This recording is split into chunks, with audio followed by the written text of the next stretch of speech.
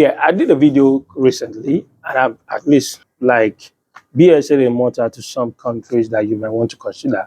And I just did the one of BSL in Malta to UK. Now, I'm about to talk about this country.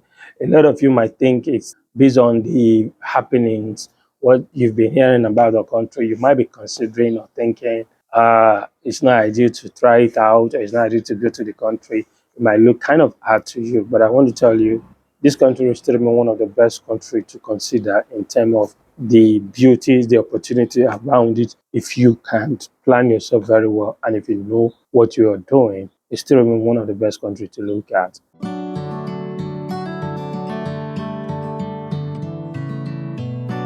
All right, welcome back. I want to say big thank you again once again to those of you that have been my old-time subscriber and you've been following me up back to back, watching my videos. I want to say thank you. For if you're just seeing me for the first time, this is J.O.S. Travel Abroad, and my name is Joseph.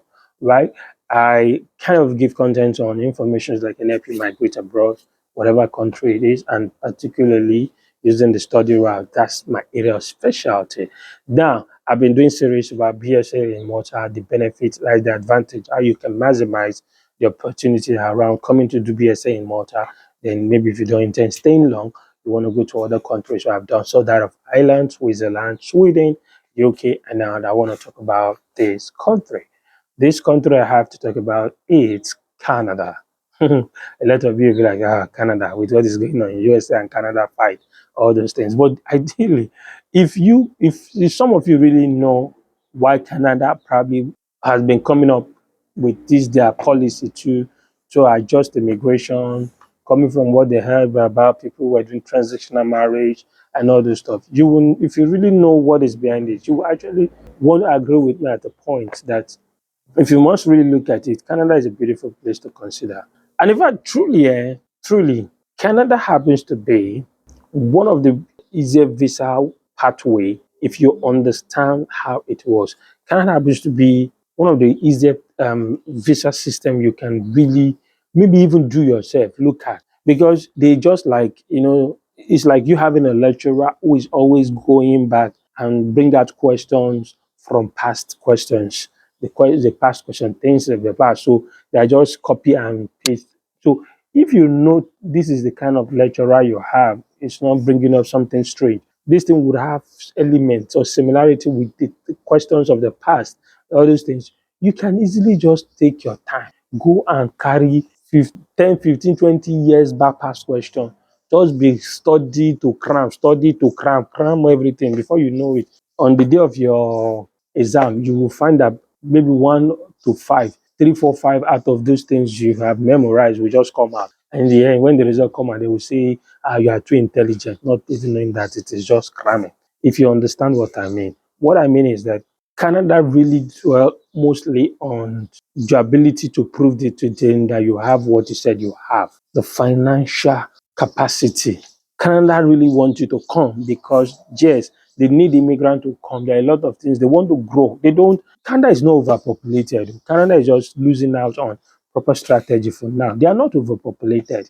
They are allowing a country that has a large size of almost 9 million plus landmass square just next to Russia, then before US, and sometimes some bloggers or some quotes on the online on website, some website will say US before Canada, but Canada kind of have larger space, or even if it's sharing similar larger space with US, and US having close to almost 500 million population, with Canada that is just having 50 million population with that kind of size. They have they are just wasting their size, the land size and all that. They do have, in fact, for the next 10, 15, 20, 30, if it's not taken 100 years, they will still not be overwhelmed with population.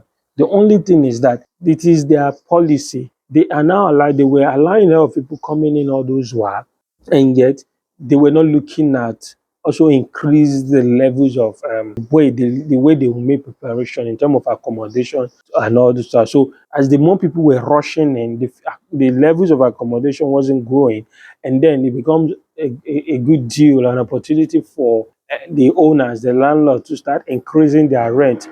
And the effect of that is if you are trying to increase your rent because of the market, the high levels of demand coming for those accommodation, it will still end up affecting the citizens who are also going to be needing a place to stay in case they don't have their own apartment yet. So that was why the citizens are saying people are coming and they have spaces to build houses. They have spaces to build a lot of companies. So allow a lot of skills to come in and then expand.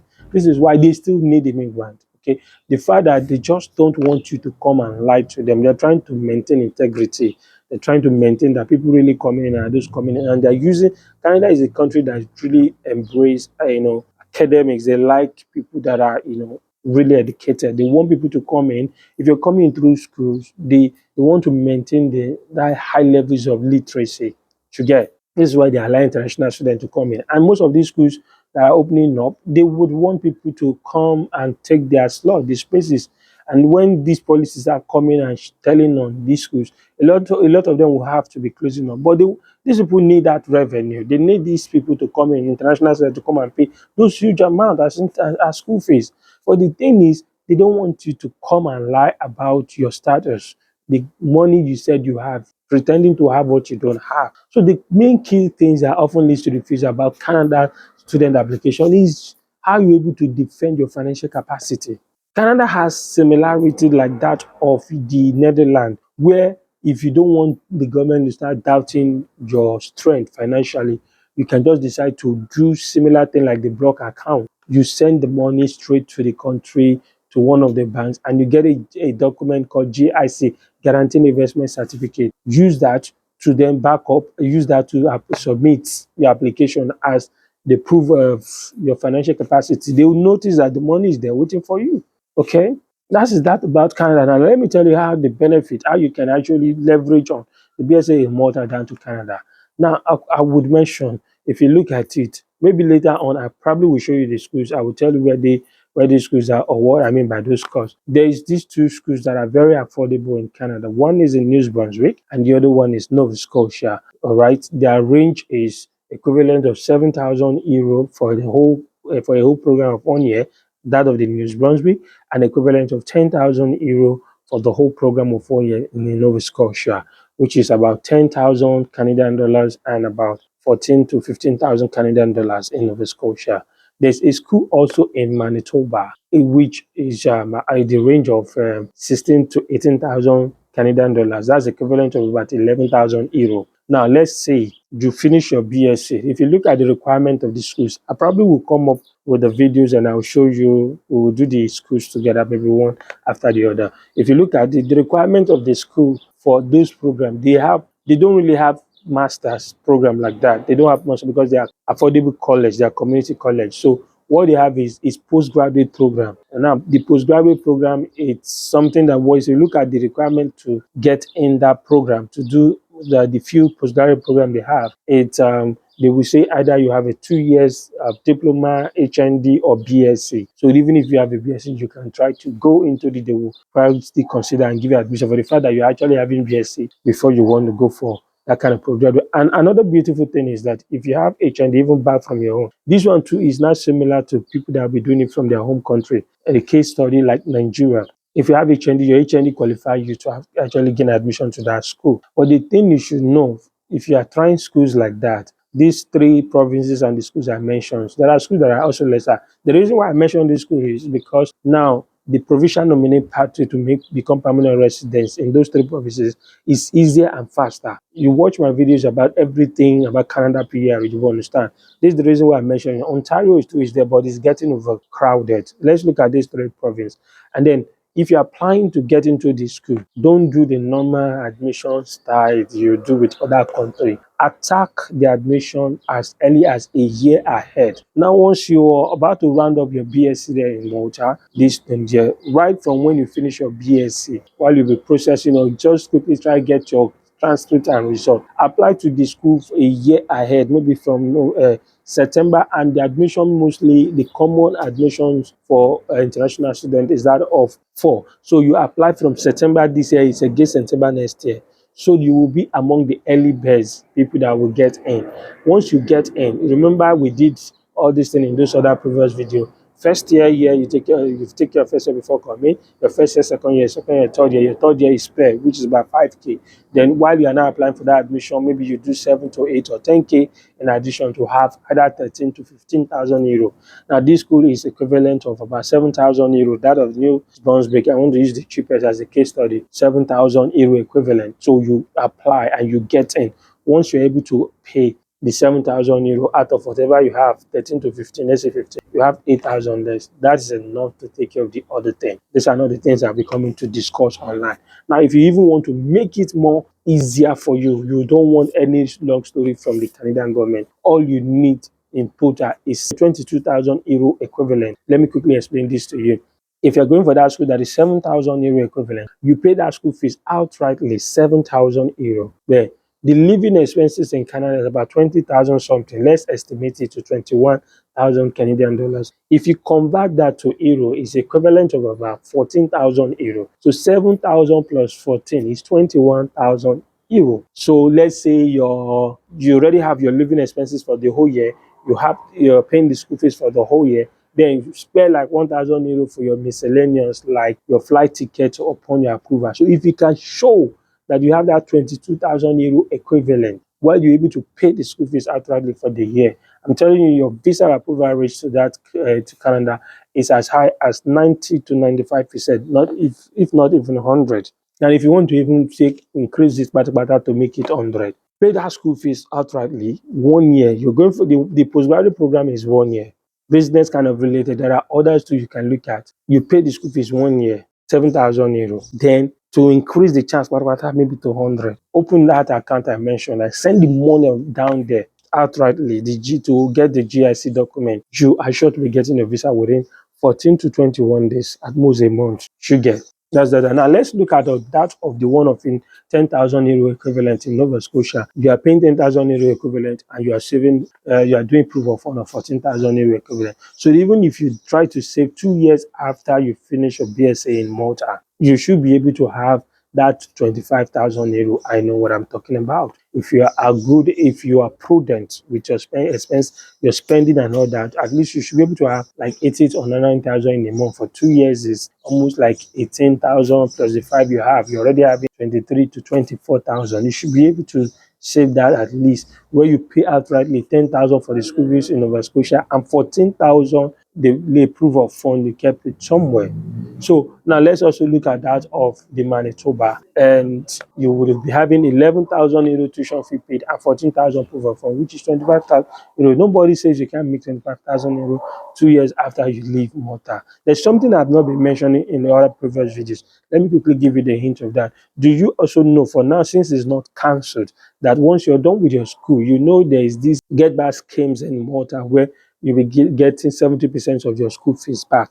Now, for those that will be coming for BSc for 3 years, where they pay 6,000, 18,000, 70% of that could be around 10 to 11,000 euro. So imagine, do you know how that money comes back? That money can even come back before the end of 2 years. All you just have to do is you apply for the get scheme policy immediately after you are done. So once you start working in Malta officially full time, they will start minusing that thing away, reducing it from the tax you pay. So the money will be coming back to you probably monthly on tax rebate. From that, you will definitely end up have more savings. So imagine you recovering back that 10,000 euro you pay from your school fees after 3 years, add it to whatever you have saved. So do you think you actually cannot make that 25,000 2 years after you finish your BSc, which is of course that same following year, where you'll be able to pay your school fees outrightly for 11,000 program school fees and then the 24 and the 14,000 equivalent living expenses. I would also mention to you, I will come back and tell you like precisely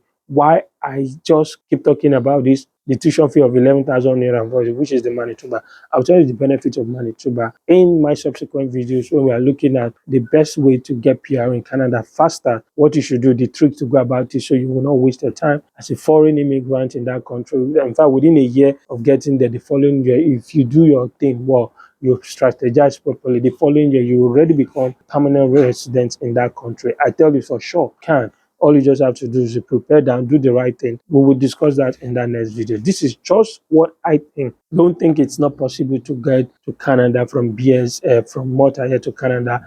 And the reason why you should also know that you will be considered better, like you have the upper hand of getting approval while you're in Malta than that, well, like when you were in your home country. The reason being that every immigration officers that are attending to application from a particular countries are trained in the way they understand the minimum wage of that country. They understand the lifestyle. They understand the poverty level. They understand what is going on in this country, because most of them probably would have that affiliations, or maybe they will have their embassy strategized or place, or they'll be working maybe directly from the country they are attending to the application. Now, imagine in the case of Nigeria, and then they know maybe the minimum wage is between 30, 40 to 70,000 naira in a month. If you convert that to euro, they know how much that is in euro, what you said you make in a month. Unfortunately, or one way or the other, let's see, by the time you leave the shore of your countries and you are there in Malta, they know that the minimum wage in Malta is more like higher. It could be something you probably claim to earn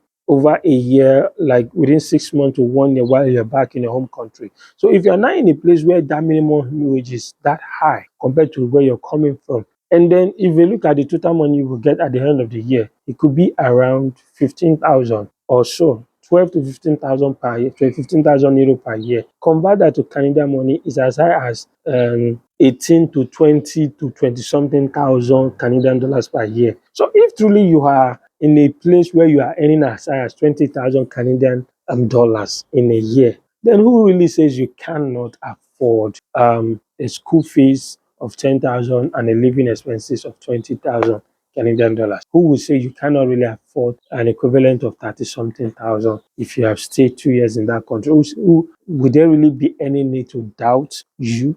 And two, considering the fact that you are in a country, if you find yourself in a foreign country, they know that you must have learned how to be a legal abiding immigrant. So because it's not your country, you must have been able to live by the rules and regulations guiding that country, because you don't want problems. So if you are legally living in a country, you must have understand how foreign's life work. So you must definitely be someone who is a law-abiding person, who definitely will not be problem or bring chaos to their country when they allow you to come in. So these are the things that would increase and improve your chances of becoming or getting that approval on faster, and then probably grow to become a permanent resident in that country. So let's just end the whole gist about it for now. Let's end it here. And then when we start looking at probably giving examples of the particular schools that you can look at, then maybe I will deliberate more on them. And when I'm looking at the ways, the easiest way to become permanent resident, maybe there are a lot you will also gain from there. Because if you want this opportunity to benefit from when I'll be releasing this information on how to get to Canada easily, the permanent residence pathway, you should consider another.